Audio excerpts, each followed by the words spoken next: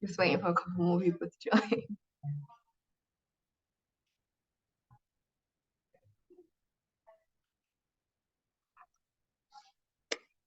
Hello, everyone.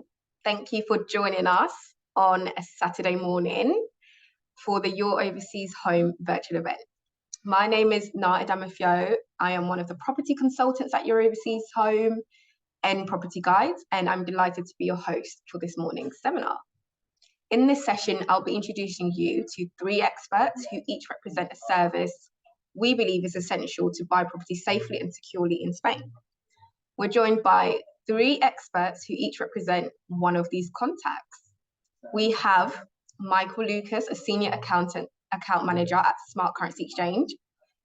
We also have Shirin Sharifi, an estate agent at the Spanish estate agent. And finally, but not least, Emma Belgin, a paralegal at JLCA Lawyers. To all our viewers, this session is an hour long.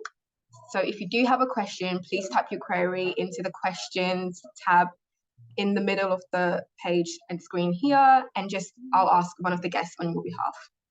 If you do need a reminder of anything discussed today or want to share this with family and friends, this session is being recorded and will be accessible up until April the 15th on VFairs. Michael, it would be great if you could actually start us off by just giving us an introduction to yourself and Smart Currency Exchange and just how you would help our viewers today. I know, yeah, thank you. So yeah, as I said, I'm Michael Lucas. I'm a senior account manager with Smart Currency Exchange. So Smart's been around for 20 years, and we help people.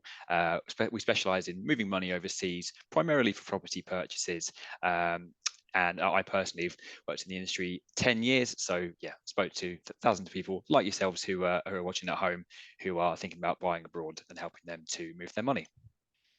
Thank you, Michael. And Shirin, would you like to introduce yourself and the Spanish estate agent? Yep, hello. My name is Shirin Sharifi. I'm the sales director at the Spanish estate agent. I've been working in real estate here for over 24 years and helping many, many clients buy their property here in Spain. We have a full service before, during and after the purchase of your property. I have a team, all of them with over 10 years experience in real estate. We have 2 offices, one in Estepona and one in San Pedro, Marbella, but we do cover the whole coast from Malaga to Gibraltar, and we do go inland as well. We're on the southern coast, fantastic weather and a nice friendly team. So, yeah. Lovely. Thank you, Shirin. And finally, but not least, we have Emma. Could you please introduce yourself and JLCA Lawyers? Thank you, Nara. JLCA Lawyers is a Spanish legal firm. We've been established for over 25 years. We're specifically Spanish lawyers, although we have offices, several offices in Spain, based in main office in Alicante, also in Madrid. We have an office in London, Miami, and also in Colombia. We cover all areas of law, although specializing obviously in extrajudicial matters, which would include conveyancing, residency applications, visas, and generally living in Spain. From our office, although it is Spanish law that we practice, we have native speakers for most of Europe, and obviously English is particularly important. The whole idea is making sure that we can demystify the whole legal aspect to make sure that you understand clearly exactly what's going on all the way through. Thank you, Emma.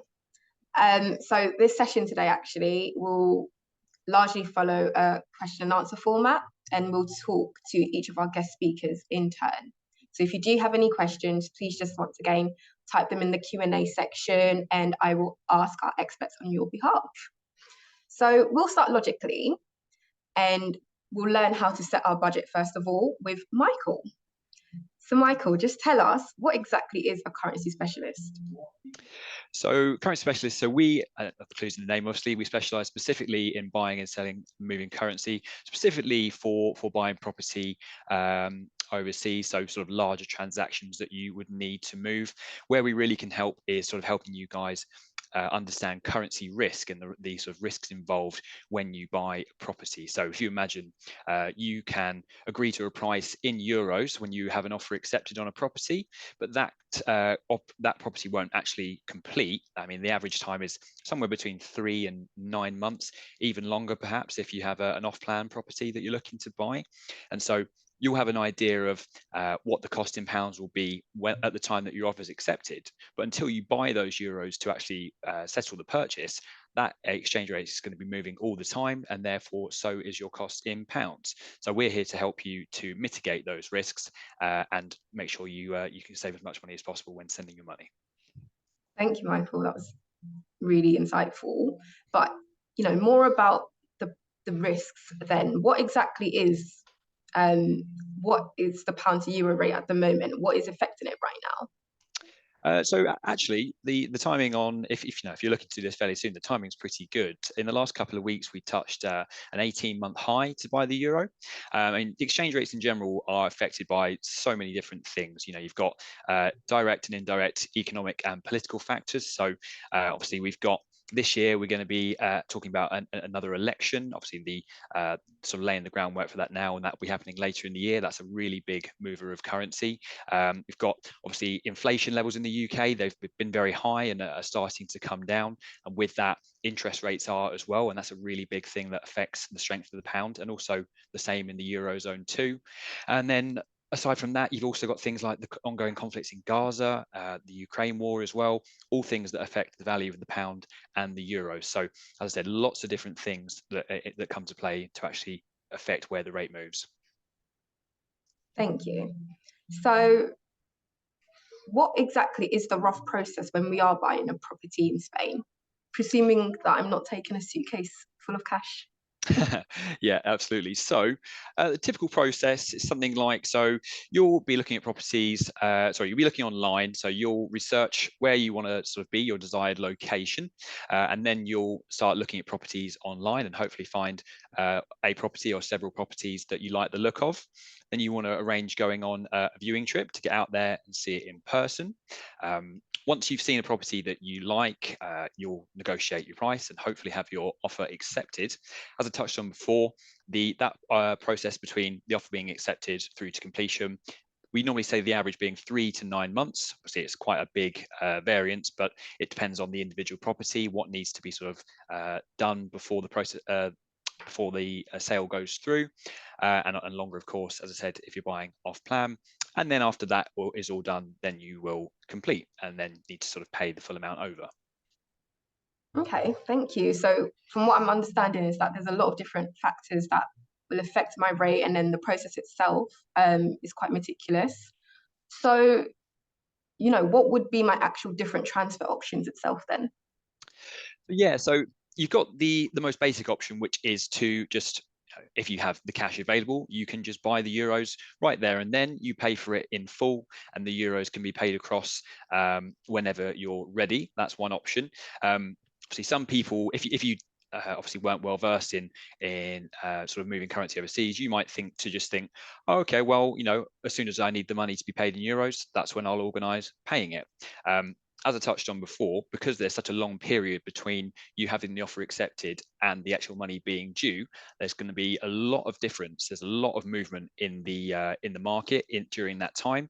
So what you thought was going to be the cost of the property at the beginning there's a very good chance it's going to be very, very different when you actually need to pay for that property further down the line. So the average we expect the exchange rate to move in that sort of period is, the average is about 5%, but in some cases, in the most extreme cases, we've seen it move as much as 10%.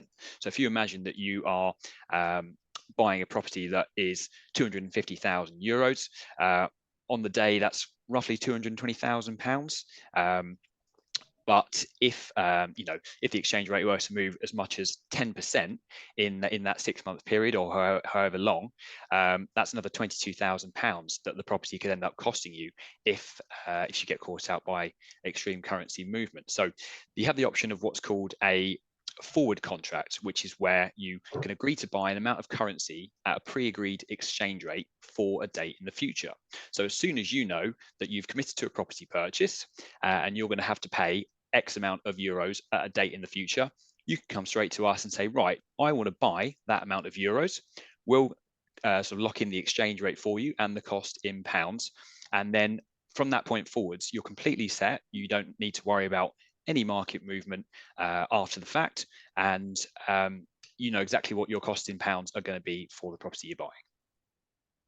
Okay, so that forward contract really can actually kind of mitigate that 10% movement risk. So Totally mitigate it, yeah. Yeah. Well, you know, how early can I actually book that forward contract? So we can offer forward contracts up to 2 years in advance if necessary. So the most common route that people go down is looking to sort of fix the forward once they've committed to a purchase, because once you've committed to buying the property, you are committing yourself to a large amount of euros, you know, at some point in the future. That's when you become exposed to currency risk. So you can look to book the forward contract as early as you want. The absolute latest we say to sort of start thinking about doing that is once you've committed to a property purchase. Okay, thank you again, Michael. So where do I send the money in Spain? Do I need a bank account or can I send it to my solicitor?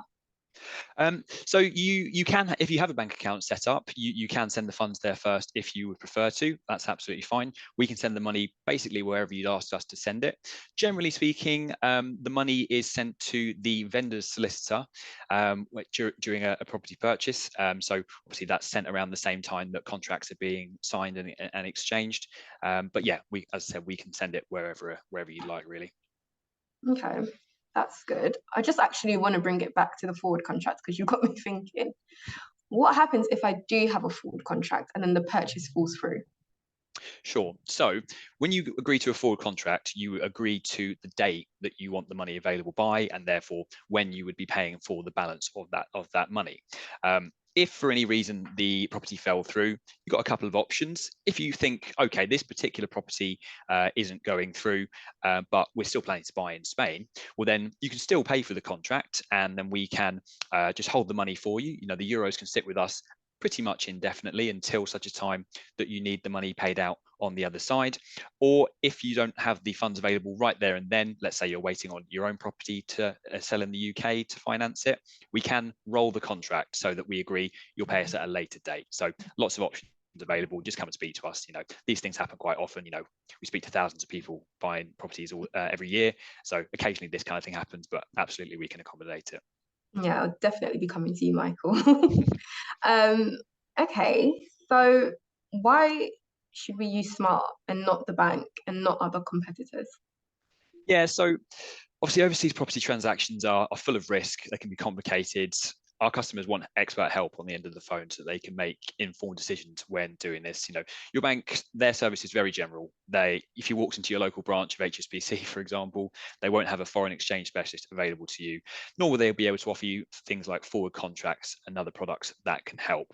And of course, the main sticking point, the reason why you wouldn't use a bank is just because of how expensive they are. You know, the exchange rates they can offer you are very, very uncompetitive, shall we say, and also they generally incur a lot of fees when you send money through them as well, whereas our service is fee-free.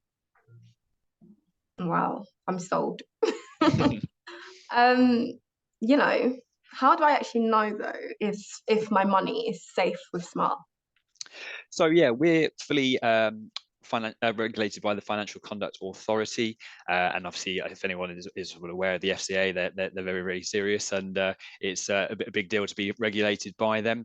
All customers' funds are held in sort of segregated accounts, completely separate from our business capital, so they're totally safe at all time and held with Barclays. Thank you, Michael. It just sounds like Smart has a lot of handheld guidance. I'm gonna get good value for money. I mean, does Smart help with large transfers as well, or can you help me after I've purchased? Yeah, we can help with any amount of money. So obviously, most people come to us for property size transactions, and that is where the sort of most value you'll get out of our service is. But absolutely, yeah, if you need to sort of pay smaller amounts later, let's say if you're paying an ongoing mortgage or for living expenses, and you're just sending smaller amounts, then yeah, absolutely, we can help you with that as well. Lovely. And do you deal with just pounds to euros, or do you deal with other currencies as well? No. So we can deal with all major currencies and a suite of the minor currencies as well. If there was a specific currency pair that you wanted to ask if we could help with that, please let me know. But yeah, the likelihood is that we will be able to help you with whatever you need to send.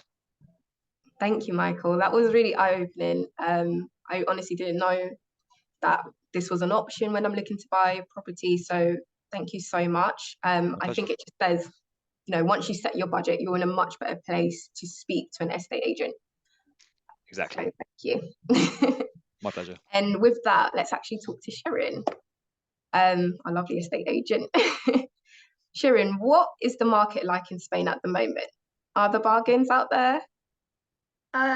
Well, it depends on the vendor, but the market at the moment is super strong. We are a lovely safe haven for people to sort of come to with everything going on around the world at the moment. People, I think, thought that it would affect the market in a negative way, but in fact, it's had completely the opposite effect. When Brexit came through, we all thought, oh my God, this is the end. When you know, the war in Ukraine, COVID, all that kind of thing happened, it kind of pushed people into making the decision to actually come and buy even more. The Brits tend to be buying more properties for relocation, whereas Northern Europe, they're buying winter holiday homes, certainly where we are, because they're incentivized to actually buy holiday homes that they can winter in. Certainly the Scandinavians, for example, are incentivized. Less energy bills for them for heating and so on back home. We have a very strong dollar market at the moment. Anybody that has dollars are buying where we are at the moment as well. A lot of unhappiness in the States, for example, politics and so on. So our market is very strong. We have good product. We have amazing sun, health, food, and so on.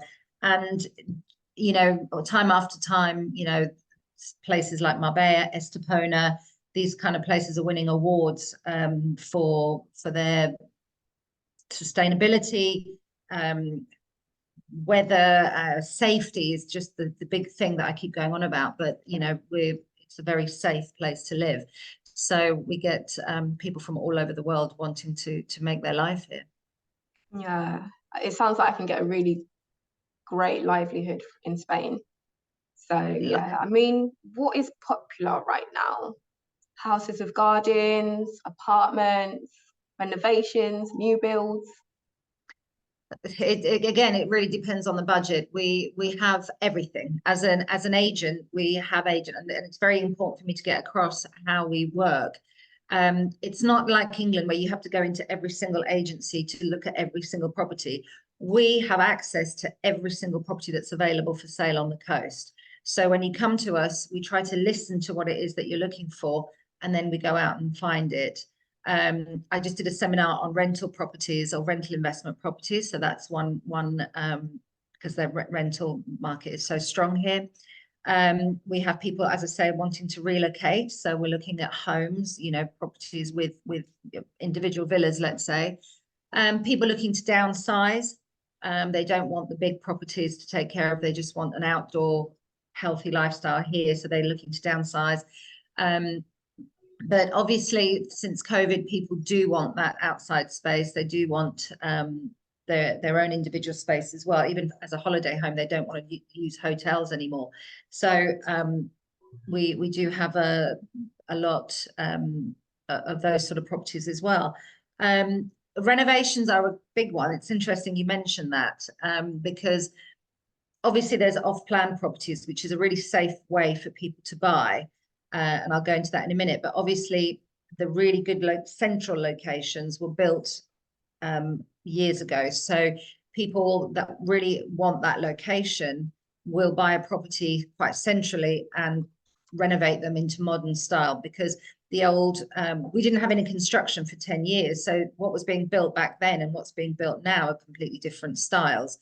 So whereas before you had dark wood, more browns and you know, closed kitchens and so on, now what everybody wants is, you know, nice, fresh, open plan, greys and whites in their property, and, you know, a much brighter property. So they're renovating them into the style that they want. Off plan has always been popular because it's such a great investment. They reserve early on at a price. The prices of the unsold units go up and up and up during construction. You've reserved at a really basic level, so you're not paying for the whole amount and waiting for it to be finished. You're paying a smaller amount, say between 30 and 50% during construction, and yet your investment has grown so much, and you've got modern, not just style, but qualities as well, with soundproofing. You've got a better energy efficiency, sustainability, all that kind of thing in it with a new build. And of course, it gives you that time to pay for the property. That's always been popular because, as I say, people are getting a fresh, brand new property, 10-year guarantee on the structural, on the structure itself, and you have all the guarantees with the electrodomestics and so on. So it's a really safe way to go, because people in the past were worried about buying off plan because they thought, oh, what if the developer goes bust and I'm left with just, by law, developers have to have bank guarantees in place so that if anything does happen, and we tend to only deal with you know, known developers, good developers, quality developers, but if something was to happen, and we never know, then your money is fully refundable plus interest. So it has to be bank guarantees. So again, people that were nervous in the past, when we explain it and show them how it works, they're much more comfortable going ahead with an off plan. Not to say that's the only thing we have. We have country properties, we have olive groves, we have, you know, big villas, we have every type of property you can think of. And I've got specialists, you know, for each type of property as well. I've got a golfing specialist, I've got an inland specialist, because when you go inland, of course, there are other issues that you have to think about with the legalities of a property as well. So Okay. we hold your hand throughout. So with the Spanish estate agent, we're really going to just get that kind of handheld guidance, and you'll really be showing us just the different options that we have. So thank you. Yeah. No, it's really, really important for us because it's a second home, you know, market. People don't know the coast as well as we do. And people say, why should I use only one agent? And I say, well, because, you know, the more I listen to you, and that's really important. It's a big gripe I have. A lot of clients say they're not being listened to by agents. The more I listen to you, the more we look at properties together, the more we swap properties together, the more I learn about what it is that you're looking for. And it becomes a real personal thing for me to get that property for you. Thank you, Sharon. I'm going to be buying a property from you very soon. Lovely. So, you know, in terms of the budget, what should people budget for in their buying costs? Is that the same for a new build? No, very different, and a big difference. Yeah. So where we are in Andalusia, we are one of the most tax efficient districts, let's say areas in Spain, and competing with Madrid and Barcelona. So what they've done in Andalusia is slash the buying costs, especially on resale or secondhand properties. I have a buyer's guide which outlines all of this for our area. But as well as certain other taxes that have been scrapped in Andalusia, the buying costs, very importantly, for a resale property, you have what it used to be was 8%, 9%, and 10% on a sliding scale. Now that's been slashed to a basic level of 7%. That's it, gone. So in certain circumstances, you're saving 3% on your buying costs, which is huge. And then you have legal fees and notary costs and so on. So I would budget for around 9.5% for a resale property. And that's all taxes. Our costs are not your concern. You don't pay our costs at all. On a new build, you don't have transfer tax. What you do have is a 10% VAT. Okay, so and then on top of that, you have a 1.2% stamp duty. That used to be 1.5%. That's been cut to 1.2%. So there is a big difference between new and old. You're absolutely right. However, people look at new and old, and sometimes they just the safety factor they've got with the new build and the modern qualities and so on is what sort of attracts them to that. But yeah, we've got a full buyer's guide, as I say, with the breakdown of costs, which I can send if anybody wants it. Yeah, definitely. That would be really helpful. I think you mentioned in there the fees. Would fees be paid to you by the seller? No. When you're shopping around for properties with us, certainly, the price that you're looking at is the price you pay plus the buying costs that I've just mentioned.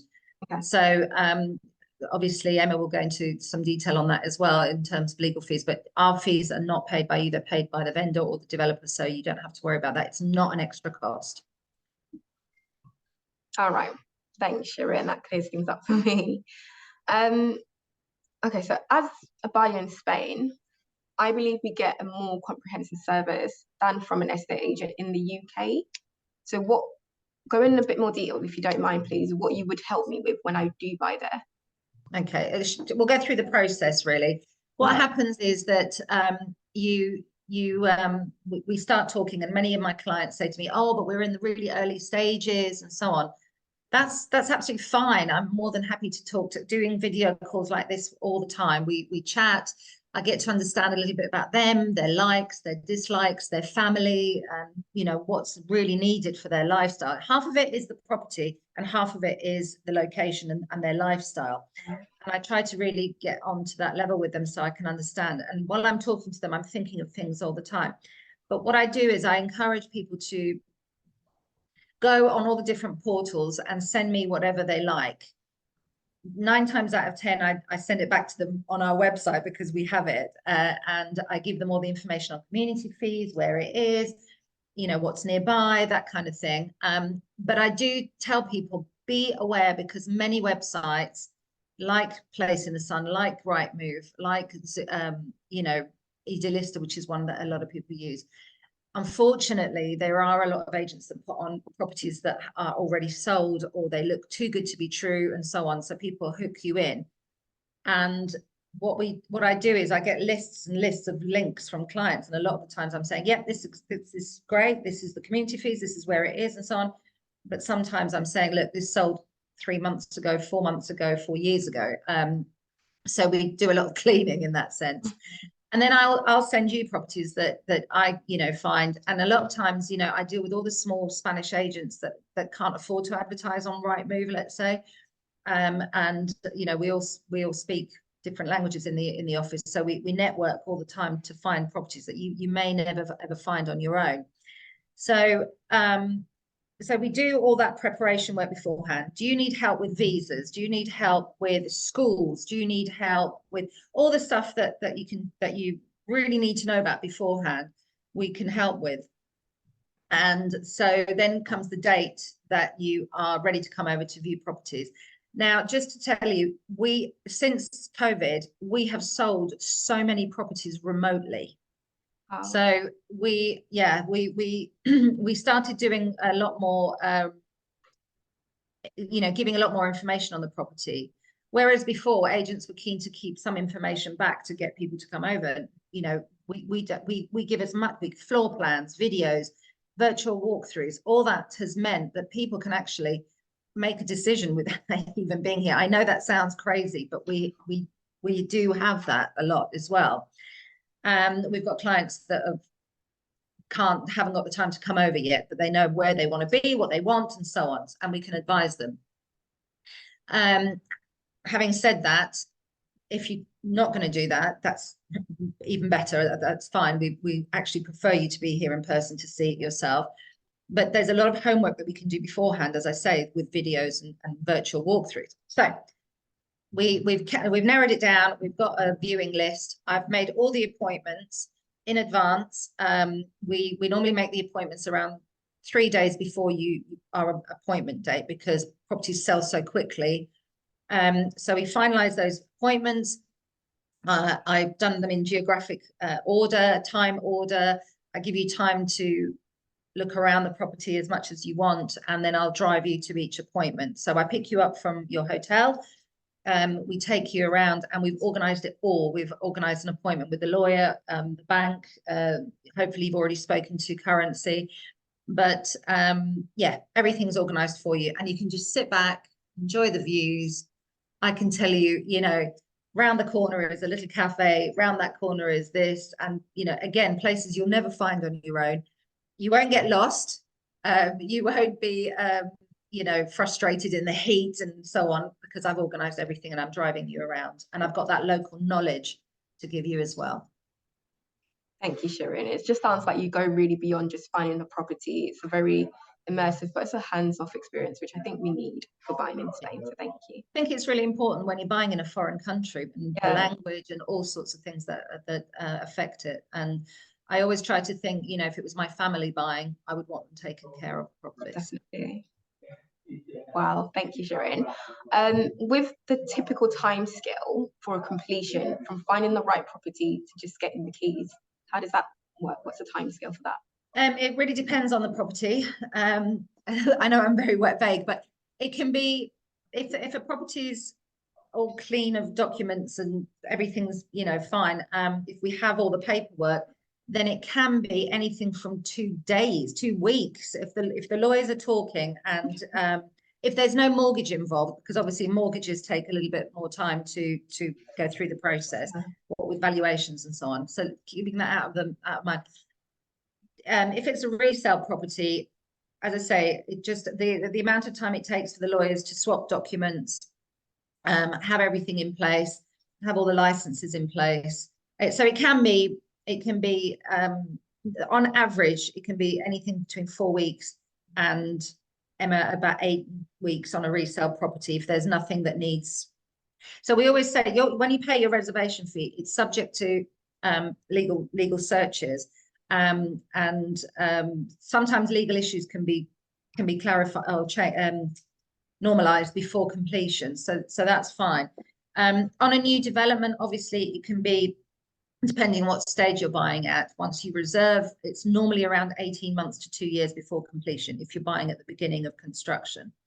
And if it's something that has, you know, something with land, a finca, country property that's older, that needs some paperwork cleaning up, then obviously that takes a little bit of time depending on the town hall and how we can get that sorted. So sometimes certain square meters are not, you know, in the title deeds and so on, so we have to tidy that up. I would say anything between, on average, between 4 weeks and 8 weeks for a resale, and then new developments, obviously the timescale.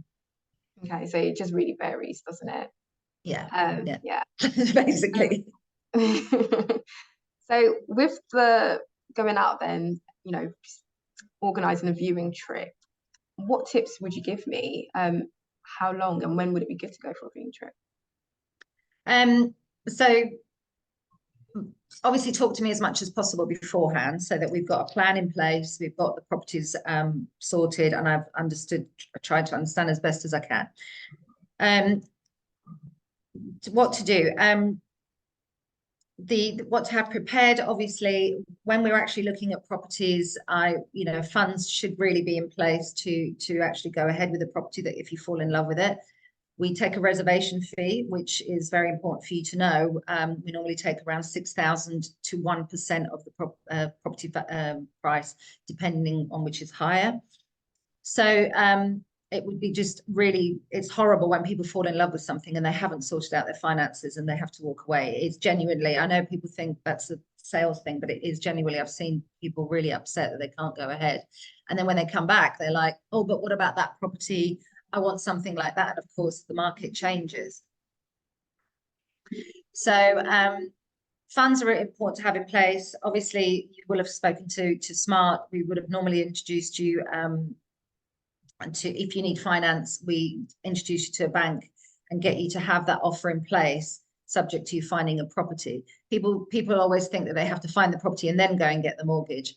Absolutely not. Before clients even come over, I put them in contact with the bank and get them to, yeah, absolutely, to submit paperwork to the bank to know with the deposit they've got what they can borrow, if they can borrow, and you know, have all that in place. And then we go and find the property. It has to be valued. The bank has to do their valuation, and then the process is much, much quicker. There's absolutely no point in going out looking at properties not knowing really what you can and can't buy. So we do all that in advance, and normally it's a matter of putting them directly in contact with several banks, and doing that. Emma can help with that as well, I'm sure. But it saves you a lot of money as well, because we're not mortgage brokers. We're just putting you in contact with the bank directly. If you need something a bit more creative, obviously, then yeah, you need to speak to a mortgage broker as well. But yeah, that's so getting your money in place, getting your plan in place, and giving me as much warning as possible. Yeah. Right, I've noted that. Thank you, Shirin. And then just, you know, another quick question then. When we're doing a viewing trip, would you be driving us around, or do we need to hire a car? Depending on the areas that we're looking at. Most people like to hire a car because they like to get away from me sometimes and drive around on their own and look around and so on. And I say absolutely that's not a problem, and to discover areas. But when we're actually looking at properties, then yeah, I will be driving you around. I'll be, you know, as I say, you know, it's really frustrating when you're trying to do it on your own, believe me, because you get lost. I still get lost, and I've been here since '96. So, you know, trying to meet people in the right places and so on, it can be quite frustrating.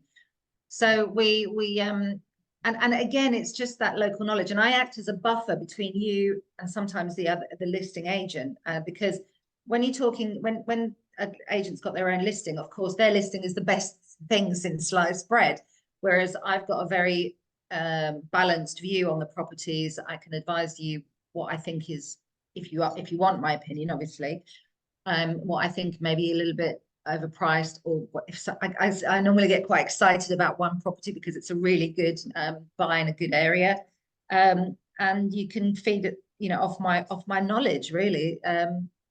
So yeah, I would drive you around, and I would explain to you about the area, not just the property. Thank you, Shirin. That was really insightful. I feel like definitely I've known a bit more about the buying process and just finding my properties. I'll definitely be coming to you. Thank you, Shirin. Now, last but certainly not least, let's speak to our legal expert, Emma. Emma, could you please tell me what is the #1 mistake that buyers make? I wouldn't want to say mistake, but I would say prior planning, not having enough prior planning. The biggest stresses that people tend to have is when they think that they can go ahead with what they're doing and then suddenly find that there's something that they've missed that they needed to do before. So chatting with people like ourselves so you can get everything in order. What I'm talking about is in terms of if you're planning to come here, for example, to live, and having the right order of when you do the residency application, where that residency application has to be made, and tying that in with your property purchase to make sure that you don't have any issues. So prior planning is, or lack of prior planning, I would say, is the biggest issue that people tend to have. Although if that happens, we just try to find the best way to solve it as quickly as possible. Okay, so just planning as much as possible, really, before we start the process. Okay, so then how long itself does the process take from offer to keys in my hand? For actually just purchasing the property, yeah, I mean, this is exactly as Shirin has already said. It can be 4, 6 weeks, 8 weeks. It depends on the type of property that you're purchasing, how much paperwork has been prepared beforehand, because obviously as your lawyers, we're going to want to go through everything with a fine-tooth comb to make sure it's all correct before you sign the title deeds. And then, of course, additionally to that, you've got agreements between the buyers and sellers. There might be a reason between the two of them that you want to delay the signing because it works best for both of you. Whatever the buyer and seller are willing to agree to can work, but you can get it done in sort of 6 weeks or so. Yeah, thank you. Yeah, it's quite similar to what Sharon touched upon, but thanks, Emma. So if I'm asked to sign a document for a small reservation deposit, am I safe to do that? The buying process, if you do it as typically as 3 stages, as in a reservation and then a private purchase contract and then the notary signing, which is sort of the standard way to do things, then normally the reservation agreement would literally be to agree that the property is being taken off of the market, that you've agreed a price and some very basic conditions. Perhaps it might include furniture or something like that. It doesn't have lots of additional conditions. It's quite normal at this point for somebody to sign a simple agreement and pay a small deposit. The small deposit varies. In some areas 3,000, in some 6,000, and for a higher property they might require a little bit more. You can sign such agreements. Obviously you need to make sure that you've got a receipt of the transfer to show that the payment that you've made. But from our point of view, there's never ever problem if you want us to check something before you sign it. All right, thanks, Emma, for that. And then in terms of, do I need to be in Spain, or can you do it for me via a power of attorney? It can be whichever way you want to do it. Our normal process would be to arrange a power of attorney so that we can manage the whole purchase process while you're at home. The option of signing at notary, we can do that for you as well. But if you want to attend, that's not a problem. But the whole idea is that we can do it all for you and take away as much stress as possible. Thank you. Let's just start then from once me as a buyer, I've found a property and I've put my offer in, how can you then help me? Okay, so if you found the property that you're interested in buying, the first thing is going to be obviously the reservation to get the property off of the market. During this time, our lawyers are going to be doing a lot of checks in the background for you. They're going to be wanting to check the both registry offices, the cadastral and the main registry, that they coincide, that it is in the name of who it should be selling it to you, that there's no surprises between the two of them, making sure that they coincide in figures and such, which I think Sharon touched on before. Also to make sure there's no encumbrances or debts against the property. We will also check with the local town halls to make sure there's no infractions, so that, and all of the paperwork, if it hasn't been provided immediately, then when we move to the private purchase contract, the deposit contract, or contrato de arras, as many people, the various different names for it, it's important to incorporate anything that is still required within that contract, because anything that is in that contract is binding to notary. So it's important to make sure you've got the protection of all of that information in there, so that if there's a problem, you can pull out and get your money back, because this is typically when you'd pay 10% on a resale property. All right, yeah, that makes a lot of sense actually. Would you say it's normal to get a survey done then? It's in Spain itself, it's not usual practice as such. We don't have the same kind of surveyors that you do in the UK. A lot of the paperwork and information is covered with the background checks that we talk about. And also, if you're buying a newer property, they're still under the 10-year building guarantee and other guarantees that you have within those urbanizations. However, if you're looking at an older property, then obviously this is going to be quite different. There is no problem with arranging a survey on a property if that's what you want to do. It's a separate service that would need to be paid for and agreed with obviously with the seller as to when that ties in. So if somebody does want a survey, we are actually something more frequently now that we are being asked, and we do make those arrangements so that you can buy with that peace of mind. Yeah, definitely. I think it is all about the peace of mind, isn't it? Yeah, definitely. I mean, would there be any sort of regular property tax as well in Spain, like council tax in the UK? Yeah, you do have council tax in here. It's IBI. It is charged, it's based on a function of where the property is and what type of property, the square meterage and such. So I can't give you a figure of what that will be because it is dependent specifically on the property. It is lower than council tax. So most people are generally pleasantly surprised that it isn't quite as much. To find out what it's going to be, and when you're actually looking at a property, it is something that you can ask an estate agent if the vendor has actually provided that information. If they haven't, later on in the process, that is something that we would be checking as your lawyers, to see what they previously paid in the year before, so that you know what you're going to be expecting for that. All right, thanks, Emma, for that. If I'm looking at a property then that may need some sort of conversion or renovation, could you advise me on the likelihood of getting planning permission? Again, it's really important when you're looking at a property to advise your lawyer what your plans are with respect to the property. If you're talking about internal renovations, then that's not an issue. Obviously, you can make internal changes. If you are planning to extend the property in any way or build a pool or anything like that, it's really important that we know this beforehand, because every single property has got a maximum square meterage and restrictions about what can and can't be done on that property. It depends on the actual designation of the land, but also the size and the area that you're in. But we can find that out beforehand. So if you're looking at property and you've already thought, well, I'm going to add an extra bedroom and I'm going to put a pool on there, it's like, well, let's check first before you go any further that you actually are able to do that. If that is the case, then obviously you can't do that until you've purchased the property. And once the property is in your name, then you go through licensing through the town hall and architects in order to do that. But you can find out beforehand what can be done. Great. And then I want to just jump on that then. If I'm going to buy to rent out the property, can you recommend areas as well, and then advise me on taxes in general, permits, licenses that I may need? Absolutely. When you're looking at purchasing a property for investment, you need to think very carefully about where you're buying. Now, if you're going to be renting on a weekly or daily basis, we're talking about normal rentals, Airbnb and those equivalent, you are going to need a tourist license in order to be able to do that.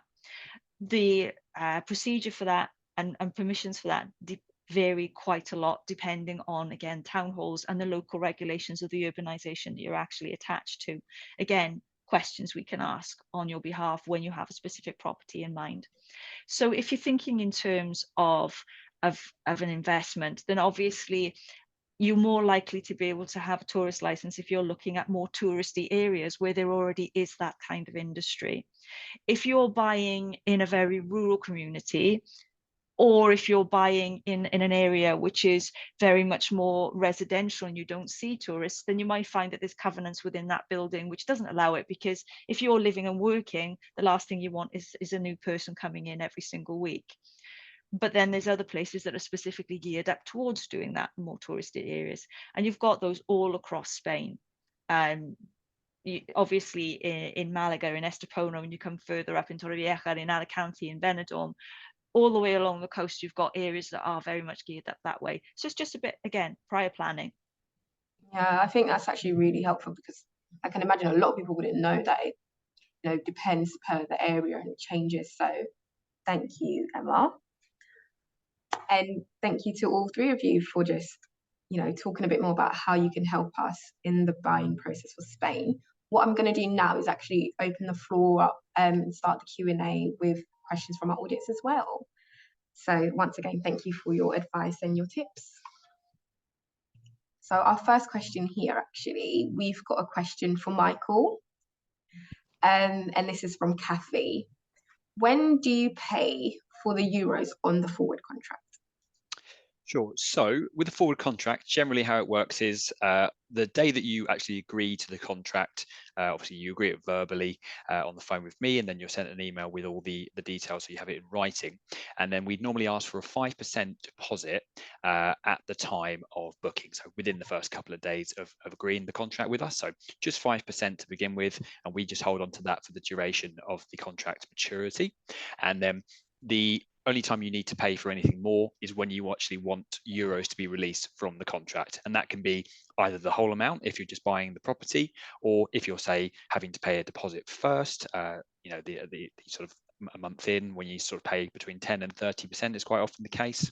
So you could sort of pay whatever the sterling equivalent is for however much you want to release. So if it's a 30% deposit or whatever that may be, you then pay us what the equivalent is in pounds, and we release that amount in euros from the contract. And same again, when you want the final amount to be paid out to purchase the property, you just pay us then the equivalent in sterling when you want the euros to be released. Thank you, Michael. So then I've got a similar question actually from Des, but maybe you could just expand a little bit as well then. So Des is asking, can you lose out in forward contracts if the pound gets stronger versus the euro in the intervening period, but also acknowledge that there is a peace of mind, or we can get a peace of mind? Sure. So what I always say to clients is, if you're locking in an exchange rate for a long time, there's always going to be the possibility that, yes, the exchange rate may go up after you've locked in. So whatever you agree to, you are sort of committed at that amount at that exchange rate. Obviously, it's very easy with hindsight to sort of look back and go, oh, well, the rate's better now. But obviously, there's no guarantee of that, the rate going that way. You only sort of know that after the fact. So the point of the forward contract is, as you say, it guarantees you peace of mind, because if you were buying a property in the UK, you wouldn't accept that you have no idea really what you're paying for it. You agree a price on day one, and then you come to complete, and they say, well, it's £10,000 more than we initially agreed now. I hope that's all right. You just wouldn't agree to that. So this effectively gives you the same situation, but buying overseas. So you don't know where the market's going to move between now and when you actually have to pay for the property. Call it 50-50 gamble. It can move in either direction, either in your favor or against. So if you think the figure I used earlier, 22,000, that 10% of that figure from earlier on, if you consider that it's a 50-50 split, whether you gain or lose that amount, you wouldn't sort of take your life savings into a casino and put it on red or black in the hope that maybe the exchange rate goes up, that it lands on the number that you want in that case. So that's essentially the purpose of a forward contract, to give you peace of mind, as you say, and guarantee this is what I'm paying for my property that I've agreed to buy. Thank I hope you. that clears that up. No, yeah, thank you, Michael. So we've got a question for Shireen. How much would it cost, and then how much would the support be, again, in terms of during your live viewing, driving us around? If you could just open that up again, please. The cost, my services do not cost you as buyers anything. We're paid either by the developer or the vendor. So the price you see is what you pay plus the buying costs, which, again, as I say, I've got a great buyer's guide that can outline that. Mm-hmm. But you don't pay for our services at all. That's it.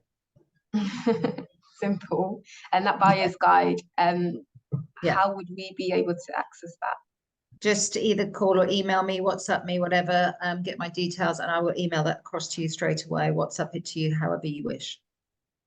Okay, thank you, Shireen. This question for Emma. Do you know, Emma, about the age limit for getting a mortgage? Would that be something you know? And would we need to have quite a lot of the funds from our house sale in the UK first for NLV requirements? Or will we have to rent a property for the initial 5 years? Okay, well, in terms of age limit on getting a mortgage, this varies on the mortgage lender. So it's a very specific question for the mortgage lender, exactly what conditions that you can have and up to what age.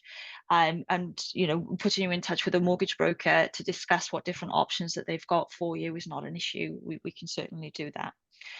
An important thing to bear in mind is that mortgages are generally quite different in Spain, that it's typically, non-residents would be offered maybe 60%, getting a 70% mortgage is really the maximum that you tend to see in Spain. You can't have that 100% mortgages or anything like that, and the costs are on top. This is after the purchase price. So it's just important to have that in mind. But the best thing to do is to talk to a mortgage broker directly to see which conditions fit you the best. Yeah. In terms of the NLV, yes, you will need to have to be able to show sufficient funds for the non-lucrative visa. You will need to show those funds for the application in order to get the visa and come over to Spain. You will then need to do a renewal in 2 years and again in 2 years. And both those times you will need to show that you've got sufficient funds. You're not expected to have those funds in your account for the whole time during that 5 years, but you will need to show that you have that and availability of that for each of the renewals. So it's an important thing to have in mind. You will also need to do those funds. It doesn't have to be just savings. It could be income as well.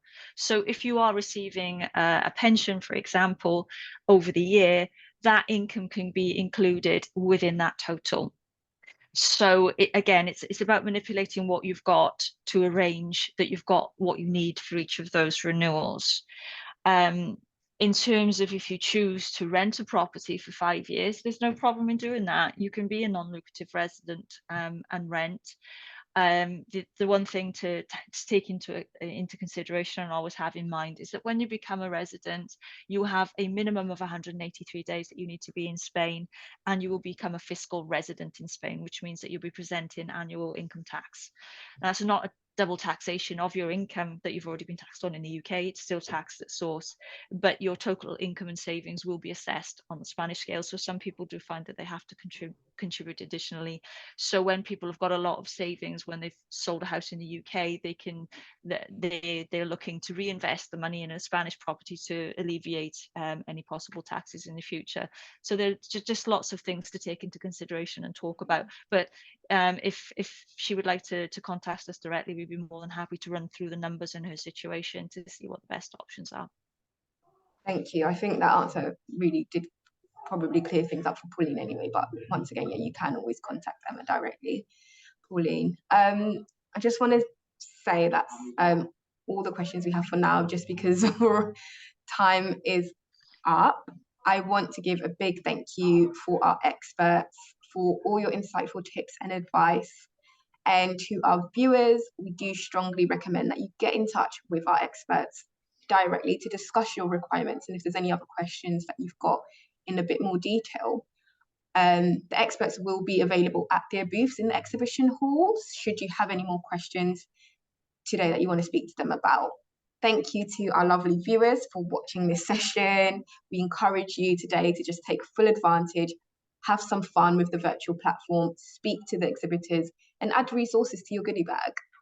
So thanks again and happy property hunting. Thanks, Noah. No problem.